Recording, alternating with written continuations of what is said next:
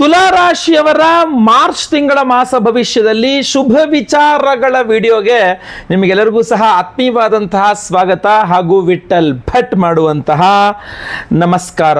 ಪ್ರತಿ ರಾಶಿಯವರಿಗೂ ಪ್ರತಿ ತಿಂಗಳು ಒಂದಿಷ್ಟು ಶುಭ ವಿಚಾರ, ಒಂದಿಷ್ಟು ಎಚ್ಚರಿಕೆಗಳು ಇದ್ದೇ ಇರುತ್ತೆ. ಈ ಒಂದು ವಿಡಿಯೋದಲ್ಲಿ ನಾನು ತುಲಾ ರಾಶಿಯವರಿಗೆ ಮಾರ್ಚ್ ತಿಂಗಳಲ್ಲಿ ಏನೇನು ಒಳ್ಳೇದಾಗಲಿದೆ ಅನ್ನುವಂಥ ತಿಳಿಸ್ತೇನೆ. ಏನೇನು ಸಮಸ್ಯೆಗಳಾಗಬಹುದು ಅನ್ನೋದು ಎಚ್ಚರಿಕೆ ವಿಡಿಯೋದಲ್ಲಿ ಇನ್ನೊಂದ್ಸಲ ತಿಳಿಸ್ತೇನೆ ನಾನು.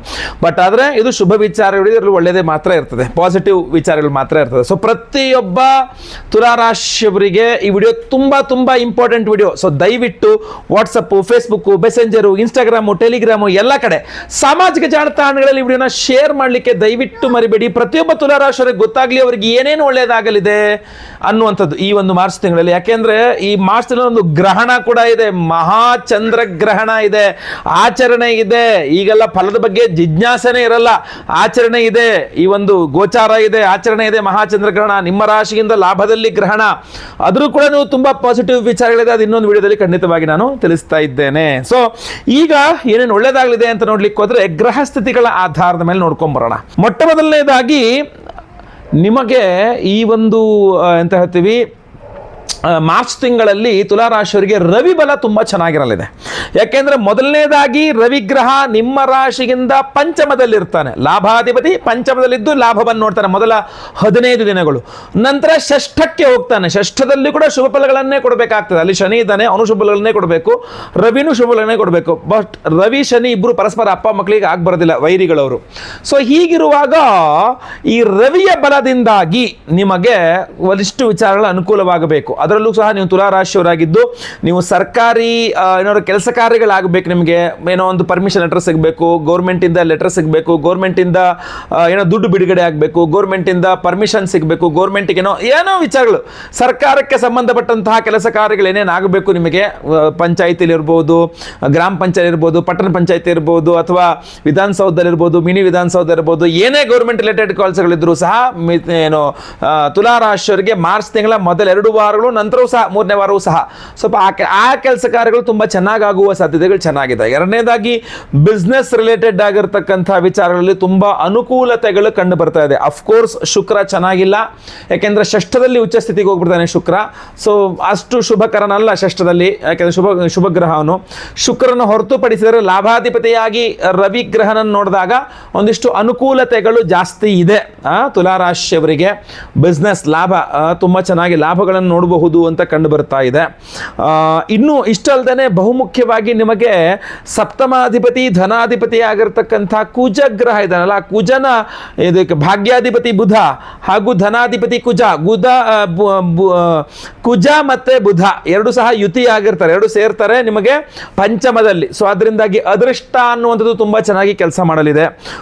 ಅದೃಷ್ಟವಶಾತ್ ಧನ ಪ್ರಾಪ್ತಿ, ಅದೃಷ್ಟವಶಾತ್ ಒಳ್ಳೆ ಫ್ರೆಂಡ್ಸ್ ಸಿಕ್ಕಿದ್ರು, ಅದೃಷ್ಟವಶಾತ್ ಒಳ್ಳೊಳ್ಳೆ ಕಡೆ ತುಂಬಾ ದೂರ ಪ್ರಯಾಣ ಮಾಡೆಲ್ಲ ನೋಡ್ಕೊಂಡ್ ಬಂದೆ, ನಾನು ಅನ್ಕೊಂಡ್ರಲ್ಲ ಇಲ್ಲಿಗೆಲ್ಲ ಹೋಗ್ತೀನಿ ಅಂತ ಹೇಳಿ, ಅದೃಷ್ಟವಶಾತ್ ಒಳ್ಳೆ ಇನ್ವೆಸ್ಟರ್ ಸಿಕ್ಕಿದ್ರು, ಅದೃಷ್ಟವಶಾತ್ ಒಳ್ಳೆ ಬಿಸ್ನೆಸ್ ಪಾರ್ಟ್ನರ್ ಸಿಕ್ಕಿದ್ರು, ಅಥವಾ ಅದೃಷ್ಟವಶಾತ್ ವಿವಾಹದ ವಿಚಾರದಲ್ಲೂ ಅನುಕೂಲವಾಯಿತು ಅನ್ನುವಂತಹದ್ದು ಆಗ್ಬರ್ತದೆ, ತುಂಬಾ ಚೆನ್ನಾಗಿ ಆಗಿ ಬರ್ತದೆ.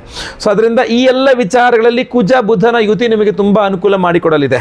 ನೆಗೆಟಿವ್ಸ್ ಇಲ್ಲ ಅಂತಲ್ಲ, ವ್ಯಯಾಧಿಪತಿ ಬುಧ ಆಗ್ತಾನೆ ಅಥವಾ ಬೇರೆ ಷಷ್ಠದ ಶುಕ್ರ ಎಲ್ಲ, ಅದು ಎಚ್ಚರಿಕೆ ವಿಡಿಯೋದಲ್ಲಿ ತಿಳಿಸ್ತೇನೆ ನಾನು. ಒಳ್ಳೆಯದೇನಾಗಿದೆ ಮಾತ್ರ ಈ ವಿಡಿಯೋದಲ್ಲಿ ತಿಳಿಸ್ತೇನೆ ನಾನು, ಗೊತ್ತಲ್ವಾ. ಇದ್ರ ಜೊತೆಗೆ ನೀವು ತಿಳ್ಕೊಳ್ಬೇಕಾಗಿರ್ತಕ್ಕಂಥ ವಿಚಾರ ಪಿತ್ರಾರ್ಜಿತ ಆಸ್ತಿ.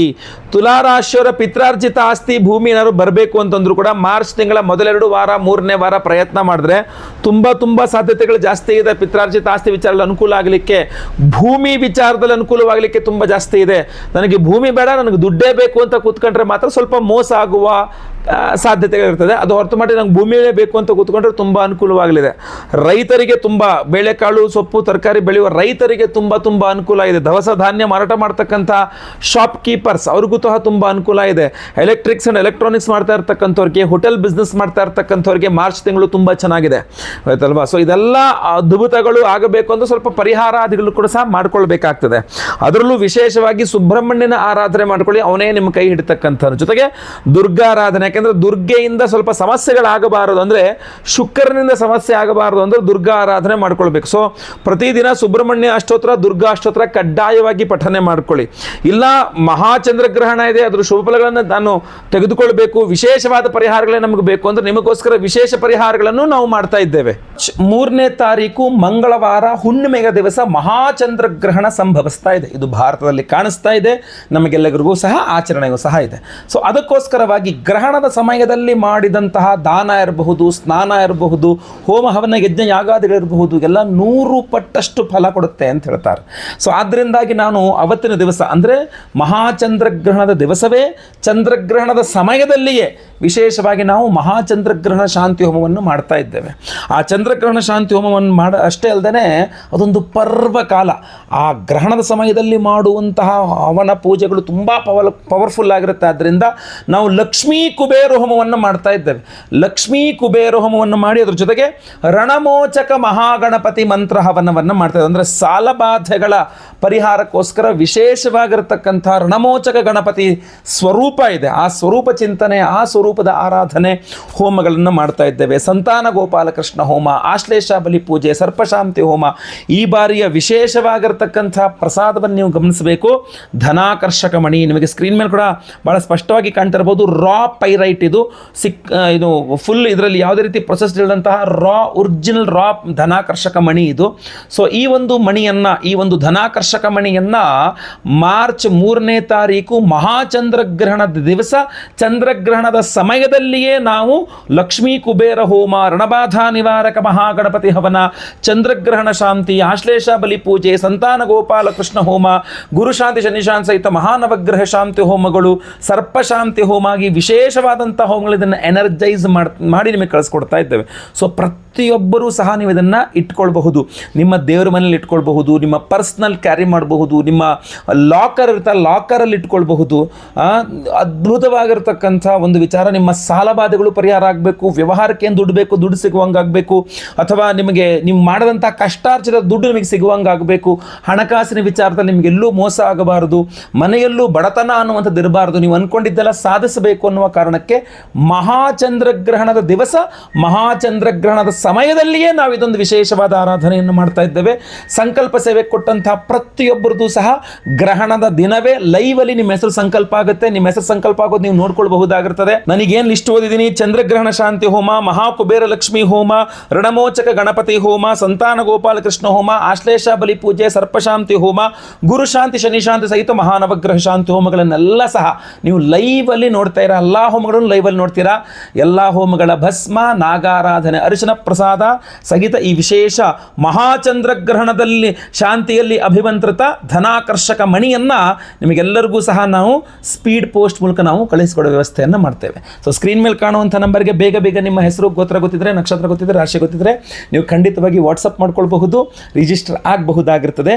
ದಯವಿಟ್ಟು ನಮ್ಮ ನಂಬರ್ಸ್ಗಳೇನು ಬದಲಾಗಿದೆ ಆ ನಂಬರ್ನ ಗಮನಿಸಿ ಅದೇ ನಂಬರ್ಗೆ ದಯವಿಟ್ಟು ನೀವು ವಾಟ್ಸಪ್ ಮಾಡಬೇಕಾಗಿರ್ತದೆ. ಅಷ್ಟೇ ಅಲ್ಲದೆ ಈ ಹಿಂದೆ ನಾವೇನು ನೇಪಾಳದ ಪಶುಪತಿನಾಥನ ಸನ್ನಿಧಾನದಲ್ಲಿ ನಾವೇನು ಹೋಮ ಮಾಡಿಕೊಂಡು ಪ್ರಸಾದವನ್ನು ನಾನು ತೊಗೊಂಡಿದ್ದೆ. ನಾನು ಎಷ್ಟು ತೊಗೊಂಬರ್ಲಿಕ್ಕೆ ಸಾಧ್ಯ ಇದೆಯೋ ಅದಷ್ಟು ನಾನು ಕೈಲಿ ಫ್ಲೈಟಲ್ಲಿ ಅಲೌ ಮಾಡೋ ಅಷ್ಟು ತೊಗೊಂಬಂದು ನಾನು ಆಗಲೇ ಎಲ್ಲರಿಗೂ ಕಳಿಸಿದ್ದೇನೆ. ಇನ್ನೊಂದು ಸ್ವಲ್ಪ ನಮಗೆ ಟ್ರೈನ್ ಮೂಲಕ ಬರ್ತಾ ಇದೆ.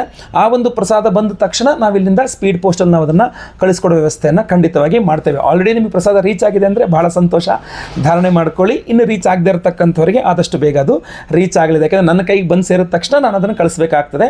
ಸೊ ಅದೊಂದು ಕಾರಣ. ಅದು ಥ್ರೂ ಪೋಸ್ಟ್, ಥ್ರೂ ಲ್ಯಾಂಡ್, ಅದೇನು ಟ್ರೈನಲ್ಲಿ, ಬಸ್ಸಲ್ಲಿ ಅದು ಬರ್ತಾ ಇರೋದ್ರಿಂದ ಸ್ವಲ್ಪ ಅದು ತಡ ಆಗಿರ್ತದೆ. ಅದಕ್ಕೆ ನೀವು ಸಹಕರಿಸಬೇಕಾಗಿರ್ತದೆ.